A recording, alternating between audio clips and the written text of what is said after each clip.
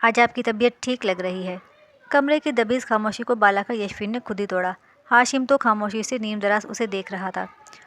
ان کے دیکھنے سے چہرے پہ جو آ جاتی ہے رونق، وہ سمجھتے ہیں کہ بیمار کا حال اچھا ہے۔ جواباً ہاشم نے شاعرانہ جواب دیا تو وہ سٹپٹا گئی۔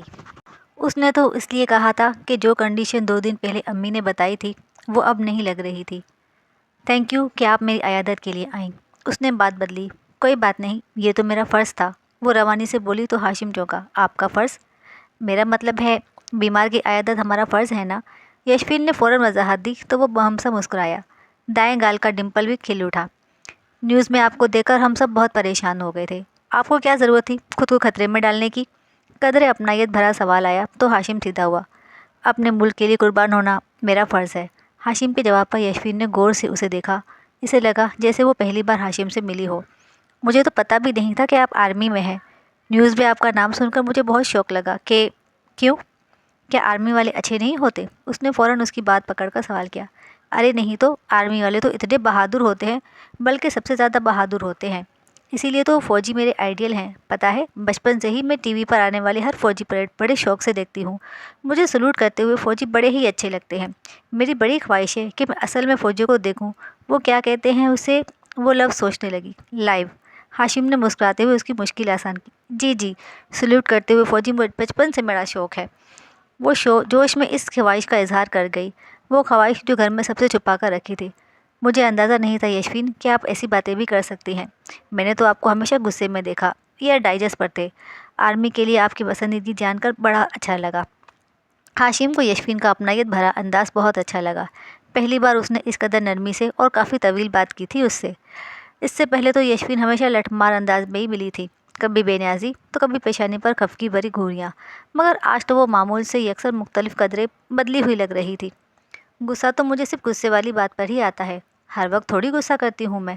ہاشم کی بات پر یشفین نے کچھ خجل سا ہو کر تیزی سے وضاحت دی تو وہ اس کے یوں بولنے پر مسکرایا۔ ساتھ ہی اس کا دھیان یشفین کے ہاتھوں میں موجود بکے پر گیا۔ یہ پھول ایسے ہی واپس لے جائیں گی؟ ہاشم نے وائٹ روز کے بکے کی طرف اشارہ کرتے ہوئے شرارت بھرے لہجے میں سوال کیا تو وہ سٹپٹا گئی۔ اوہ سوری۔ خف زدہ سی ہو کر وہ کرسی سے اٹھی اور آگے بڑھ کر بکے ہاشم کی طرف بڑھایا۔ وائٹ کلر تو آئی تھنک امن کا کلر ہے نا؟ صلح کا رنگ۔ ہاتھ بڑھائے بغیر اس نے پھولوں کو دیکھ کر اچانک سوال کیا تو یشفین نے ناسمجھی میں سر ہلایا۔ تو پھر اس کا یہ مطلب ہوا کہ اب سے آپ کی مجھ سے صلح ہو گئی، لیکن کیا یہ صلح دوستی میں بھی بدل سکتی ہے؟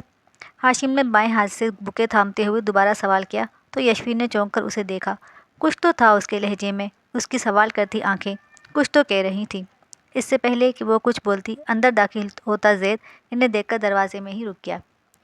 او آئی تھنک کہ میں کچھ جلدی واپس آ گیا، رانگ ٹائمنگ۔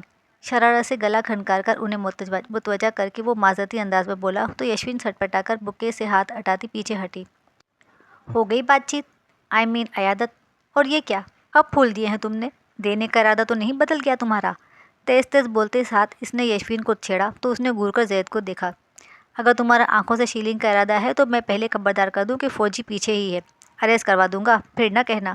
زید نے اس کے گھڑنے پر چوٹ کرتے ہوئے خبردار کیا تو اس نے ہاشم کا لحاظ کرتے ہوئے بمشکل خود کو کچھ کہنے سے روک کر صرف مزید گھڑنے پر ہی اکتفا کیا۔ زید اس کے بے بس انداز پر بمشکل اپنی ہنسی روکتا ہاشم تک آیا، اس کے کان میں کچھ کہا، پھر دونوں ہاتھ پر ہاتھ مار کر زور سے ہنسے۔ اب جلدی سے آ جاؤ۔ ہاشم سے مل کر الوداعی کلمات ادا کرتا زید اسے آنے کی تاکید کرتا باہر کی طرف بڑھا۔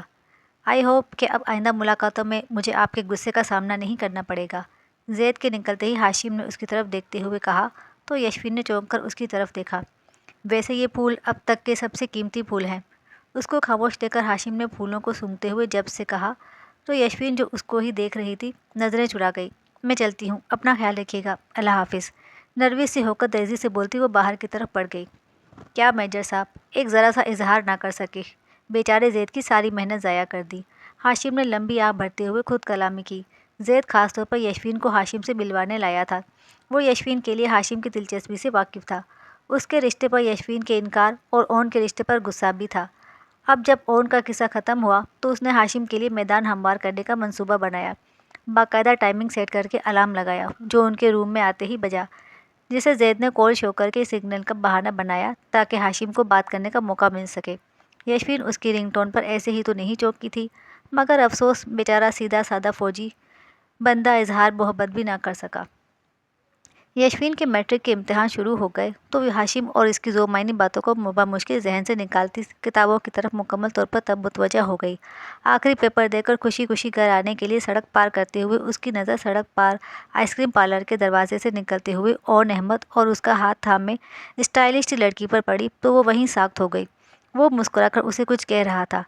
اتفاقاً یشوین پر نظر پڑتے ہی اس کے مسکراتے لب سمٹے اور چہرے پر نفرت کے تاثرات ابھرے جنہوں نے یشوین کے وجود میں چیونٹیاں بھر دی۔ نفرت سے اسے دیکھ کر وہ سر جھٹکتا اس لڑکی کو لیے آگے بڑھ گیا، جبکہ یشوین کے زخم اسے دیکھ کر نئے سرے سے ہرے ہو گئے۔ میں نے سنا تھا مڈل کلاس لڑکیاں ادائیں دکھا کر اپر کلاس لڑکوں کو پھانستی ہیں۔ آج مجھے یقین بھی ہو گیا۔ کیسے میں اس مڈل کلاس لڑکی کی فراڈ بیوٹی کے جال میں پھنس گیا۔ اون احمد کے کانٹے جیسے نوکدار جملے اس کے دماغ میں چبھنے لگے۔ وہ سائیں سائیں کرتی کانوں کے ساتھ چلتی جا رہی تھی۔ ہمارے یہاں کے تو ملازم بھی کم از کم میٹرک پاس ہے، پھر گھر کی مالکن۔ اس کی برداشت جواب دے گئی تو وہ بے اختیار چیختے ہوئے اس نے دونوں کانوں پر ہاتھ رکھ لیے۔ وہ بے دھیانی میں سڑک کے عین درمیان میں رک گئی تھی اور نارمل رفتار سے آتی گاڑی نے اسے اچانک آتا دیکھ کر بروقت بریک لگائے۔ چکراتے سر کو زور سے دباتے اس نے بند ہوتی آنکھوں سے گاڑی کو روکتے اور دو بوٹوں کو اپنی طرف بڑھتے دیکھا، پھر آنے والے کی باہوں میں جھول گئی۔ فرنٹ سیٹ پر بیٹھا ہاشم دور سے ہی یشوین کو غائب دماغی اور لاپرواہی سے سڑک پار کرتے ہوئے دیکھ کر ٹھٹک گیا تھا۔ یشوین کے عین ان کی کار کے سامنے اچانک رکنے پر بروقت ڈرائیور نے بریک لگائی تو وہ تیزی سے اتر کر اس کی طرف لپکا۔ وہ جیسے ہی اس کے قریب پہنچا وہ بے ہوش ہو کر گرنے لگی تھی، مگر ہاشم نے اسے بروقت سنبھال لیا اور اٹھا کر تیزی سے کار کی بیک سیٹ پر بٹھا کر اس کا گال تھپ تھپانے لگا، مگر اسے ہوش نہ آیا تو اس نے گھر کا رخ کیا۔ دروازہ کھولنے پر ہاشم کو یونیفارم میں دیکھ کر زید پریشان ہو گیا۔ ہاشم اس وقت ایسے خیریت؟ جواباً ہاشم خاموشی سے اسے لیے گاڑی کی طرف آیا اور پھر سہارا دے کر دونوں یشوین کو اندر لے آئے۔ ہاشم نے اسے تفصیل بتائی تو وہ پریشان ہو گیا کہ صبح تک تو اس کی طبیعت ٹھیک ٹھاک تھی، اچانک یہ کیا ہوا؟ گھر میں اتنا سناٹا کیوں ہے؟ سب کہاں ہیں؟ ہاشم نے غیر معمولی خاموشی کو نوٹ کیا تو پوچھ بیٹھا۔ چچی کی امی کی طبیعت خراب تھی، چچا جان اور بچے ان کے ساتھ گئے ہیں۔ فہد کے ساتھ بابا اور تایا جی ایک دوست کی طرف، جبکہ بقایا خواتین محلے کی شادی میں شرکت کے لیے گئی ہیں۔ زید نے تفصیلاً بتایا۔ یشوین کو اس کے کمرے میں چھوڑ کر وہ دونوں لان میں بیٹھے باتیں کر رہے تھے کہ اچانک یشوین کے کمرے سے زوردار چیخ کی آواز آئی تو زید گھبرا کر تیزی سے کمرے کی طرف بھاگا۔ ہاشم نے بھی اس کی تقلید کی، مگر دروازے کے باہر ہی بے اختیار اس کے قدم رک گئے۔ اسے سمجھ نہیں آئی کہ اس کا اندر جانا مناسب ہے کہ نہیں۔ کیا وہ یشوین؟ زید بھاگ کر اندر آیا تو پسینے میں شرابور ہچکیوں سے روتی یشوین کو دیکھ کر پریشان ہو گیا۔ وہ خواب میں بھی اون احمد کے تانوں سے ڈر کر چیخی تھی۔ کچھ تو بولو میری جان، کیا ہوا ہے؟ کیوں ایسے رو رہی ہو؟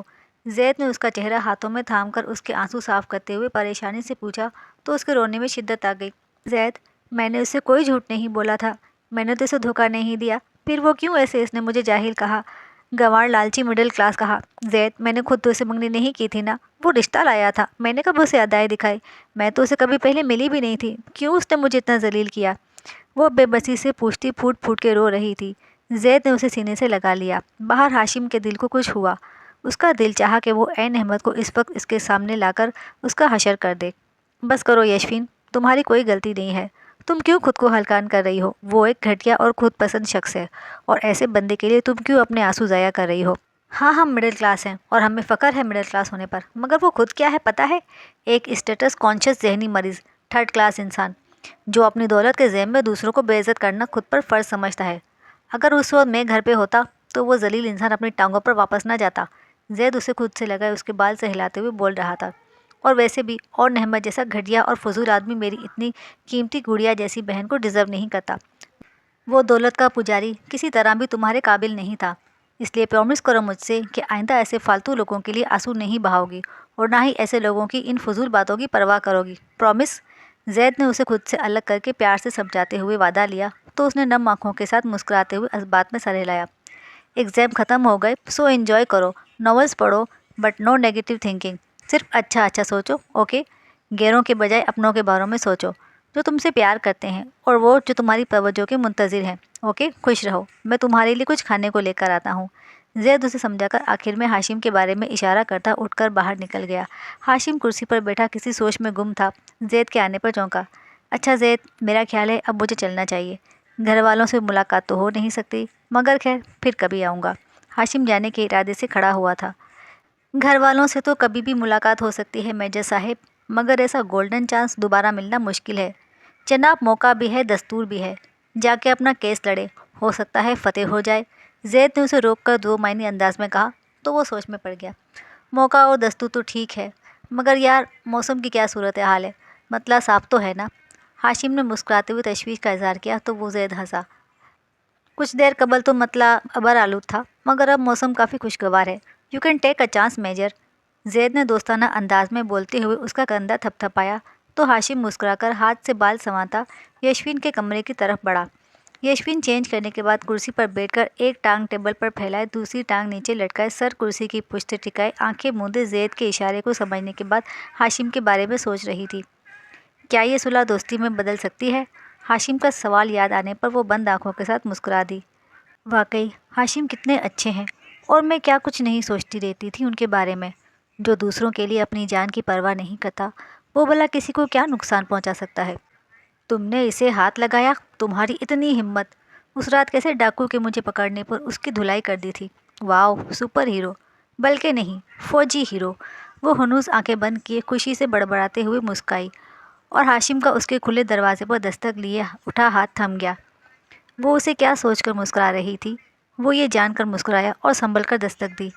یونیفارم میں بھلا کیسے لگتے ہوں گے جناب میجر ہاشم مصطفیٰ صاحب؟ یشوین ابھی یہی سوچ رہی تھی کہ دروازے پر دستک نے اس کی سوچوں کے تسلسل کو توڑا، تو اس نے منہ بنا کر آنکھیں کھول کر سامنے دیکھا تو ہاشم کو سامنے پا کر آنکھیں پوری کھل گئیں۔ ہاشم آرمی یونیفارم میں ملبوس، کیپ سر پر جمائے، اس کے کمرے کے دروازے پر کھڑا مسکرا رہا تھا۔ یشوین نے حیرت اور بے یقینی سے ایک بار غور سے اسے کیپ سے بوٹوں تک دیکھا، اور پھر نفی میں سر ہلاتے ہوئے واپس سر کرسی کی پشت پر ٹکاتے ہوئے آنکھیں بند کر لی۔ اف یشوین، تمہاری سوچیں کتنی خطرناک ہیں! تمہاری سوچوں سے نکل کر فوجی ہیرو باہر آ گیا۔ وہ بند آنکھوں کے ساتھ بڑبڑائی تو ہاشم کو اس کی اس حرکت پر ہنسی آ گئی۔ وہ اسے اپنا وہم سمجھ رہی تھی۔ یشوین!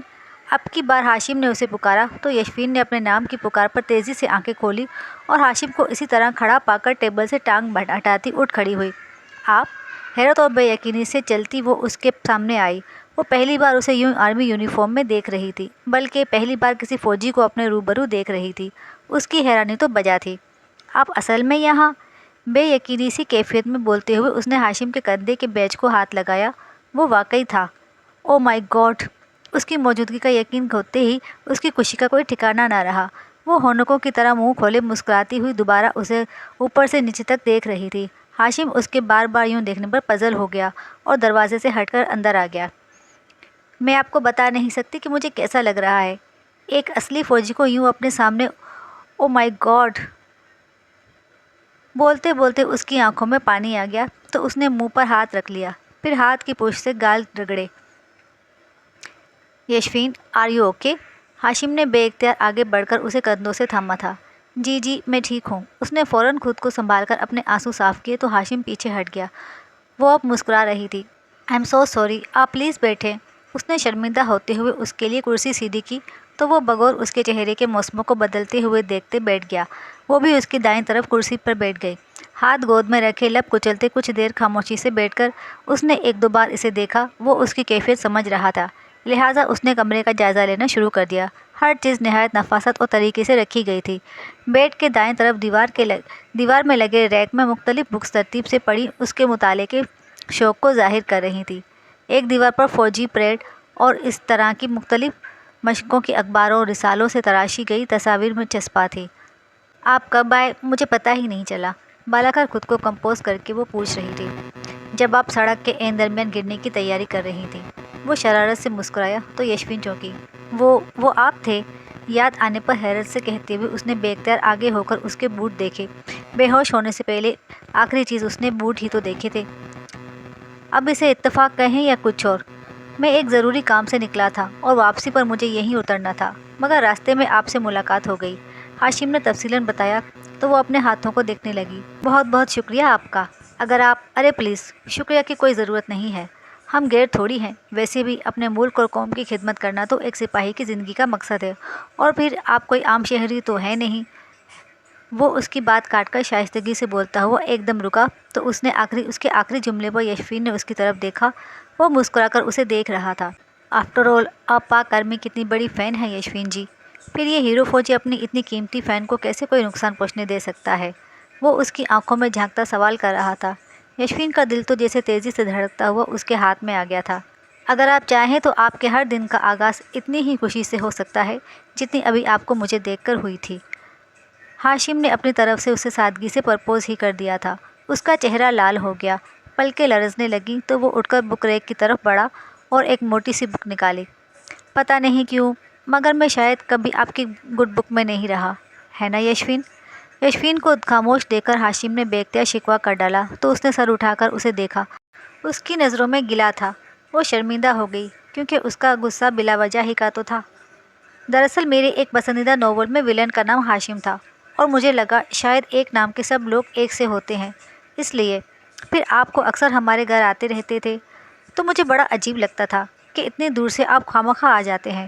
پھر اس ناول کو پڑھنے کے بعد مجھے آپ کو دیکھتے ہی غصہ آ جاتا تھا، لیکن یہ غصہ بھی اس رات والی لڑائی کے بعد ختم ہو گیا۔ میری وجہ سے اس رات آپ کو گولی لگی، کوئی نقصان بھی ہو سکتا تھا۔ اتنی شرمندگی ہوئی کہ میں آپ کو اتنا برا سمجھتی رہی اور آپ نے مجھے بچانے کے لیے اپنی پرواہ بھی نہ کی۔ وہ انگلیاں مروڑتی بولے جا رہی تھی اور ہاشم بک پکڑے کھڑا اسے دیکھ رہا تھا۔ ویسے وہ ناول کون سا ہے؟ اس کے خاموش ہوتے ہی وہ پوچھ بیٹھا تو یشوین کی نظریں بک ریک کی طرف اٹھیں اور پھر وہاں سے اس کے ہاتھوں کی طرف وہ مسکرائی۔ آپ کے ہاتھ میں ہے، وہ دھیرے سے بولی تو اس نے فوراً اسے سیدھا کیا۔ نمل، پڑھنا پڑے گا، مل سکتا ہے کیا؟ اس نے دیکھنے کے بعد سوال کیا تو وہ ہنسی۔ اچھا ویسے آپ کی میرے بارے میں کیا رائے ہے؟ فوجی ہیرو تو بن گیا، کیا آپ کا ہیرو بھی بن سکتا ہوں؟ نمل تھامے وہ اس کے سامنے آیا تو یشوین نے ایک نظر اپنے سامنے کھڑے وردی میں ملبوس اس صاف دل محب وطن کو دیکھا۔ ایسا بے ریا اور مخلص شخص اسے چراغ لے کر بھی ڈھونڈنے سے نہیں ملتا۔ کتنا اعلیٰ ظرف اور کشادہ دل ہے اس کا کہ یشوین نے ایک بار ٹھکرانے کے باوجود بھی وہ اس کے سامنے جواب کا منتظر کھڑا تھا، بغیر کسی غصے کے، بلکہ اسی محبت اور احترام کے ساتھ جو ہر لڑکی کا خواب ہوتی ہے۔ میں بھی کتنی پاگل تھی نا، انجانے میں ہیرے کو ٹھکرا کر پتھر بلکہ کوئلہ پسند کر بیٹھی تھی جو صرف ہاتھ ہی گندے کرتا ہے۔ ہاشم کی محبت نے یشوین کو اتنا شرمندہ کیا کہ اس نے بے اختیار خود کو کوسا۔ ہیلو، ایکسکیوز می، چاہے ساری زندگی ایسے پیار سے دیکھتی رہنا، مجھے کوئی اعتراض نہیں، مگر ابھی تو کچھ بولو۔ ہاشم نے اس کی آنکھوں کے سامنے چٹکی بجا کر متوجہ کر کے شرارت سے کہا تو وہ کچھ سوچ کر مسکرائی۔ مجھے کھانا بنانا نہیں آتا، یشوین کی طرف سے اچانک بے نیازی سے اعتراف ہوا۔ کوئی بات نہیں، سیکھ لینا، وہ برجستہ بولا۔ مجھے پکانے کا شوق بھی نہیں ہے، مزید اعتراف ہوا۔ اس کا بھی حل موجود ہے، کوک رکھ دوں گا۔ مجھے ڈسٹ الرجی ہے، یشوین پھر بولی۔ کام والی بھی رکھ دوں گا، مجھے ہر ماہ لازمی سارے رسالے چاہیے ہوتے ہیں۔ ایک اور اعتراض، خود لا کر دوں گا، ڈونٹ یو وری۔ اس نے سینے پر ہاتھ رکھ کر سر خم کیا۔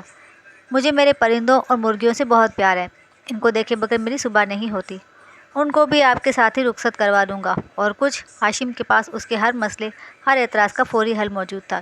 یشوین لاجواب ہوئی کہ اب اور کیا کچھ کہے، میرا سوال تو وہیں رہ گیا نا۔ ہاشم نے اس کے پھر خاموش ہونے پر بے اختیار شکوہ کیا تو اس کے انداز پر یشوین کو ہنسی آ گئی۔ اسماعیل کا مطلب ہاں۔ ہاشم نے غور سے اس کے مسکراتے چہرے کو دیکھا تو وہ شرما کر بات میں سر ہلا گئی۔ Thank God, mission succeed. Thank you so much Yashwin, thank you so much. I promise, میں آپ کو نہیں، تمہیں کبھی اداس یا پریشان نہیں ہونے دوں گا۔ جب تک میری سانسیں میرا ساتھ دیں گی میں تب تک ہر قدم پر تمہارے ساتھ رہوں گا۔ بس ایک پرومس کرو مجھ سے۔ ہاشم گمبھیر لہجے میں بولتے ہوئے ایک دم رکا۔ آئندہ کبھی رو گی نہیں، چاہے کچھ بھی ہو جائے، رخصتی پر بھی نہیں۔ ہاشم اس کے ہاتھ تھام کر پیار سے وعدے لے رہا تھا جب بے سکتا یشوین کے منہ سے نکلا، اس دن تو ہرگز نہیں، میک اپ خراب ہو گیا تو میں ڈر جاؤں گا، بیچارہ سا نازک سا تو دل ہے میرا۔ ہاشم نے معصومانہ انداز میں کہا تو یشوین نے ہنستے ہوئے لبوں پر ہاتھ رکھ لیا۔ ہاشم نے پیار سے اس کی دل نشین ہنسی کو دیکھا اور دل ہی دل میں اس کی نظر اتاری۔ اوکے، اب میں چلتا ہوں، جلدی دوبارہ آنے کی تیاری کرنے کے لیے۔ اپنا خیال رکھنا اور اسی طرح خوش رہنا۔ اس کے مسکراتے چہرے کو نظروں کے حصار میں لیے ہاشم اپنائیت سے بولتے ہوئے یشوین کے دل میں اپنی محبت کی مہر ثابت کر گیا۔ وہ مسکرا کر اسے دیکھتا باہر نکلا تو وہ بھی اس کے پیچھے کمرے کے دروازے تک آئی۔ ہاشم نے لون میں بیٹھے زید سے کچھ کہا تو زید نے خوشی سے اسے گلے لگایا، پھر دونوں ہنس کر بات کر رہے تھے۔ آپ بہت اچھے ہیں ہاشم، میں نے کہیں پڑھا تھا کہ اگر تم سے ایک تارہ گم ہو گیا تو کیا ہوا؟ پورا آسمان تاروں سے بھرا ہوا ہے، اگر بھرے آسمان سے بھی کوئی تارہ آپ کی قسمت میں نہیں تو کون جانتا ہے کہ شاید چاند ہی آپ کا نصیب ہو۔ اور واقعی میرے نصیب میں تو آپ ہی لکھے تھے اور میں خامخواہ کسی اور کے لیے خود کو اذیت دے رہی تھی۔ میرے نصیب کا چاند تو میرا فوجی ہیرو ہے، میرا چاند، میرا فوجی ہیرو۔ وہ مسکرا کر ہاشم کو دیکھتے ہوئے سوچ رہی تھی۔ اللہ تعالیٰ فرماتے ہیں، ہو سکتا ہے ایک چیز تمہیں ناگوار گزرے اور وہی تمہارے لیے بہتر ہو، اور ہو سکتا ہے ایک چیز تمہیں پسند ہو اور وہی تمہارے لیے بری ہو۔ اللہ جانتا ہے، تم نہیں جانتے۔ ویڈیو پسند آئے تو ویڈیو کو لائک کریں اور کمنٹ کر کے ہمیں بتائیں کہ آپ کو ہماری ویڈیو کیسی لگی، اور چینل پر نئے ہیں تو ہمارے چینل کو سبسکرائب کریں۔ Thanks for watching.